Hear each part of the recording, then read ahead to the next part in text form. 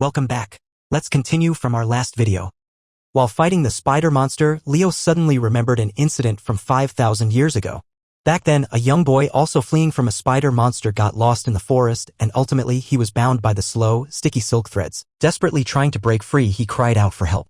But things were not looking good as the spider monster bared its sharp, slimy fangs and lunged towards him. The terrified boy screamed for help.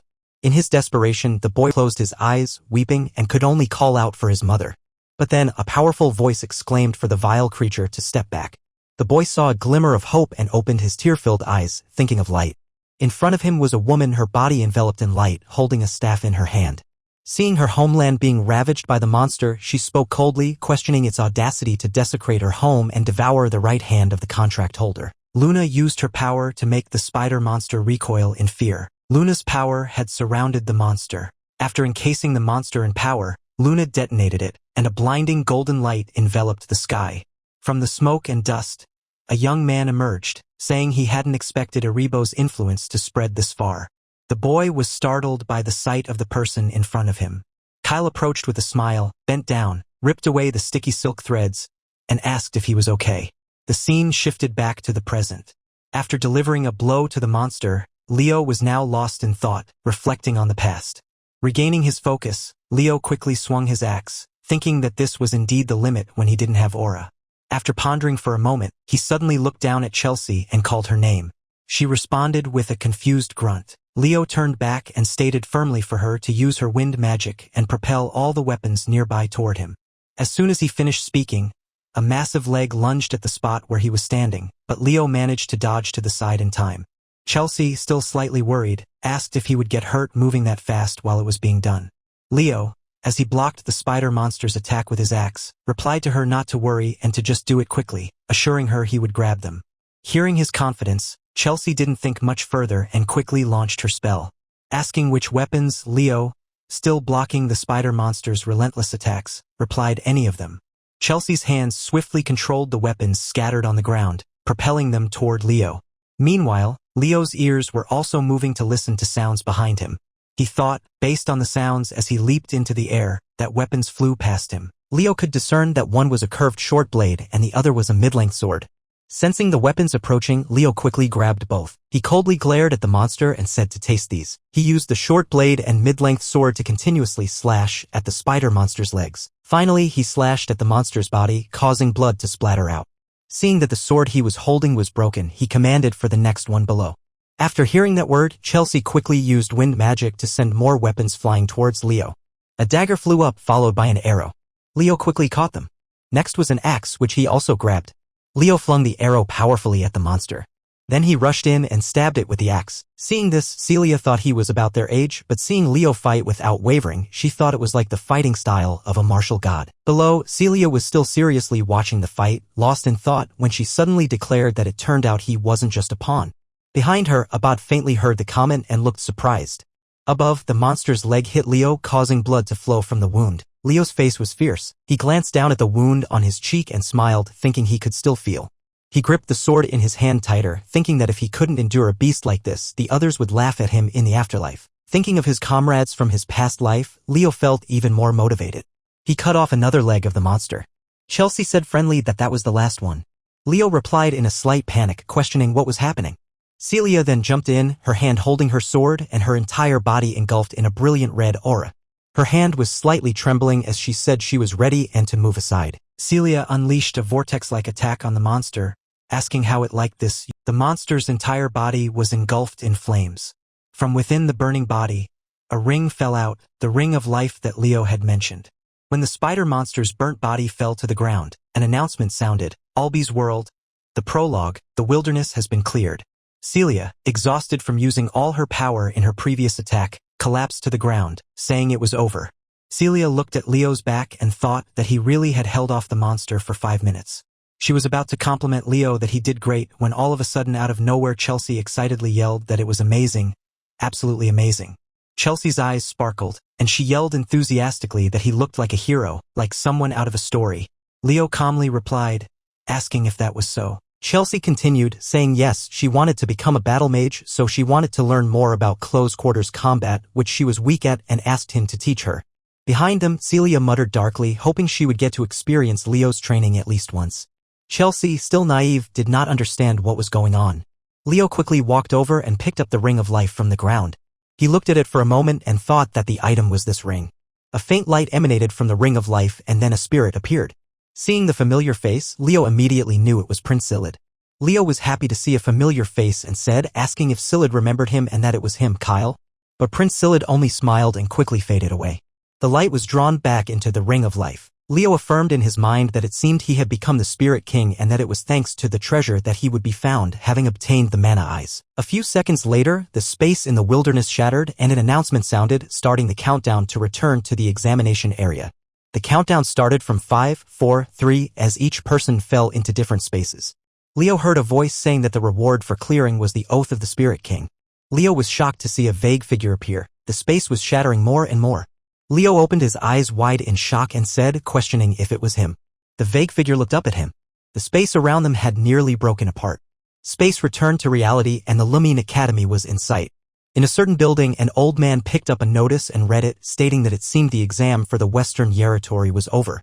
That man was Alien Badian, a swordsman and the headmaster of Lumene Academy. A brown-haired boy next to him rubbed his hair in frustration and asked why the other areas still had many more and how many people Professor Albi had passed. Headmaster Alan cheerfully replied that considering the person they were talking about was Albi, 40 people was actually quite a lot. The brown-haired girl sighed, asking if that was a lot. Headmaster Alien Badian chuckled and responded not to fuss so much, as he had been thinking it would only be around 10 people. The boy could only sigh in resignation and asked if he was guessing correctly that Celia or Abed had come out on top. Headmaster Alien flipped through a few pages and replied that seriously, he had heard it was very difficult to choose, and there was someone being recommended to be the representative of the new recruits.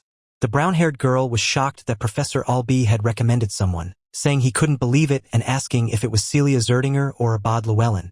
The headmaster was also surprised but replied kindly that it was a name he had never heard before. The brown-haired girl asked if that was true. In the main hall of the academy, the students who had returned early were looking at the screen, cheering the names Celia and Abad. But what caught Albi's attention was Leo. He seemed contemplative, observing Leo's actions earlier. Professor Albi went to see Headmaster Alien Badian to recommend Leo Plav as the representative of the new recruits in the Knights Department. The headmaster was surprised as he hadn't expected such strong praise from Albi, who was known for being strict and hard to impress. He became curious about what kind of student Leo was. The reason Albi gave for his recommendation was clear. He believed Leo had the talent to become a true hero. In the academy's bathhouse, steam filled the room, blurring the air. Water overflowed from the soaking tubs below as Leo thought to himself that such pain needed careful treatment and time to recover. Leo was immersed in a bathtub, murmuring contentedly that it felt good. He then submerged himself in the water completely, looking utterly relaxed. Suddenly, he remembered the vague figure from the system announcement, the reward for completion being the Oath of the Spirit King. He also recalled the Ring of Life and thought that when passing through the world of an unknown hero, he wouldn't receive any rewards. Leo abruptly sat up in the tub, asking what that was. Before him, Reina suddenly appeared. Leo exclaimed in surprise. Reina asked Leo if he knew why she had been expelled from the Zerdinger family. Leo seemed startled and alarmed by his mother's meaningful words. Reina recounted that when rescuing comrades, she had injured her arm, speaking somberly that ultimately she had lost the fire of Zerdinger. Leo didn't say anything but slightly lowered his head. Reina continued that, however, even for a single moment, she didn't regret that decision. Then Reina smiled brightly, looking at her beloved son, and said that Leo should use his power and talent for justice and congratulated him on being accepted into Lumene Academy. Then Reina disappeared. As Leo stepped onto the grass, he heard a voice welcoming him to Lemuria City. Standing tall, Leo looked down at the skyscrapers below. The announcement still echoed, asking everyone to ensure they had collected all their belongings before leaving the gate. Leo looked straight ahead and suddenly said, "The center of the world, Lemuria." In the distance was the academy he had wanted to reach since gaining consciousness in this world. He thought that was Lumene Academy. While he was lost in thought, Ziz Zerdinger, seemingly having arrived sometime before, asked how his past month had been. Leo greeted him. Ziz approached and shook hands with Leo, congratulating him on his victory and on passing the entrance exam. Leo replied with thanks but asked why he was there. Ziz explained that their family had been caught up in an endless debate for the past month, asking if Leo knew why. Leo didn't hesitate and answered if it was about inheriting the Phoenix Breath. Ziz put his hand in his pocket, nodded, and said exactly, adding that although his aunt was no longer a member of the family, her son, was. Not to mention, he took something out of his pocket, placed it in Leo's hand, and continued that the elders were very impressed when he passed the famous Western region exam. Leo looked at the intricate key in his hand, saying nothing. Seeing this, Ziz stated that this was the subspace key and instructed him to open it. Leo immediately inserted the key into the space beside him. When he touched it, he could see flames engulfing the area. In front of Leo, a door appeared on which there was a book that looked very precious. The book automatically opened and a wave of heat came out, causing Leo to squint, but all the pages inside were blank, without a single line of text. Seeing this, Ziz said to drip his blood onto the page. Leo quickly obeyed, biting his thumb. The drops of blood fell onto the pages. Once again, light shone from the book, illuminating the area. After the blood was dripped, words appeared in the book. Ziz asked if he could read the book now. Ziz placed his hand on Leo's shoulder, empowering him, and said that learning the secret arts of the Zerdinger family wasn't easy, but he felt he would master it in a short time. He smiled kindly and congratulated him on becoming a member of the Zerdinger family. The scene shifted to a corner in the town. Leo stood idly, looking around, and muttered if this was where Celia wanted to meet. At this moment, a girl carrying a large stack of books approached. Not looking where she was going, she bumped into Leo, causing the books to fall to the ground. Because they collided, both Leo and the bespectacled girl fell to the ground, with books scattered all around them. The bespectacled girl cried out, realizing that she had bumped into someone. She quickly picked up her books and also bowed her head apologetically, saying she was sorry for walking without looking. Leo didn't respond from beginning to end. After the bespectacled girl hugged her books and walked away, he suddenly saw something on the ground. Leo bent down and picked up the student ID that was lying there. On the ID was a picture of the bespectacled girl from earlier. Leo read that her name was Chloe Mueller, a new student at Lumene Academy. In a cafe, the door of the shop opened. Seeing Leo had arrived, Celia asked why he had taken so long. Celia's hands were already full of bags of stuff. Seeing Leo dawdling, she asked about uniforms, textbooks, and so much more, saying there were so many things to buy. Leo, full of remorse, replied that he was sorry but had to meet with Ziz. Hearing that, Celia excitedly asked if they had made a decision and what the result was. Hearing this, Leo held out his hand. A flame suddenly appeared in his palm. Then his eyes turned a fiery red. Leo's entire body was engulfed in flames. From his back, he unleashed 2 fiery phoenix wings and asked if this was how you used it. Celia was utterly surprised and dropped all her belongings to the floor. She exclaimed in shock, saying no way. Seeing Leo using the family's phoenix fire so skillfully, Celia thought to herself that it had taken her 3 weeks just to get familiar with this secret art. Celia was so shocked that she sat on the floor in disbelief, thinking what the hell Leo was. The scene shifted to the next day. At the shore, where the waves were crashing and seagulls were soaring, a massive ship was docked below. Someone said a ship had arrived. A student said in surprise that it was huge. Behind Leo and Celia, someone was approaching. The person walked to the center of the dock and introduced himself as Professor Aina Landu, the instructor for the freshman night students, saying it was a pleasure to meet all the new students. The students quickly turned their heads to see who was speaking. Professor Aim pointed to the ship on the sea and said they would be departing to Lumene, and everyone should get on board. Professor Aina Landu was an ice knight and a lecturer at Lumene Academy. After all the students had boarded the ship, Professor A had his people move the ship. On the ship, snacks were prepared for the students to eat. Professor Ein was leaning on the ship's railing, enjoying his glass of wine. The professor's gaze fell directly on Leo and Celia. As Leo was looking around blankly, someone approached him and asked if the two over there wanted to chat a bit. Hearing someone associate her with Leo, Celia looked over with an angry and dark expression and said in an icy voice, questioning what they meant by couple. The other person quickly introduced himself as Car Thomas from the Kingdom of Moira, a 10-year-old alchemist, stating arrogantly that he sold everything from potions to weapons. He quickly handed his business card to Leo and said not to hesitate to stop by if he needed anything during his time at school. Leo took the card and thought it was an interesting child. He replied politely that it was a pleasure to meet him and that he was Leo Plav from the Kingdom of Dalad. Car Thomas said that Dalad meant he had passed the Western region exam, which was impressive, and then referred to the person next to Leo. Celia was still very angry and snorted. Leo looked around and asked if he was the only one who felt this situation was strange. Hearing this, Celia also looked up to observe. Car Thomas asked what he meant.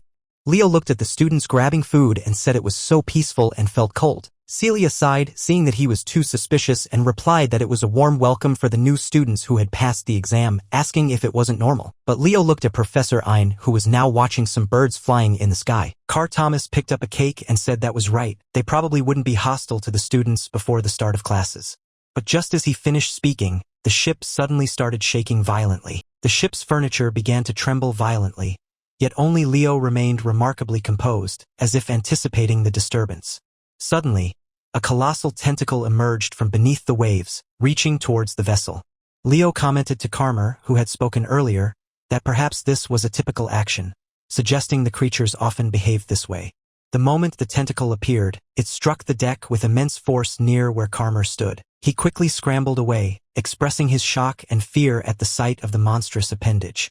Other students also cried out in terror, one student desperately calling for Professor Ein's assistance. However, the professor seemed unperturbed, leisurely swirling a glass of wine.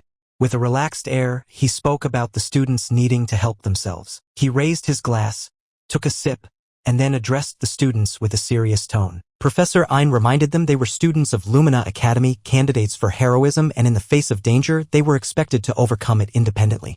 As he finished speaking, the enormous octopus monster fully surfaced, its eyes fixed on the ship, poised to attack. That's a wrap. The story continues in my next video. Like and subscribe to stay notified.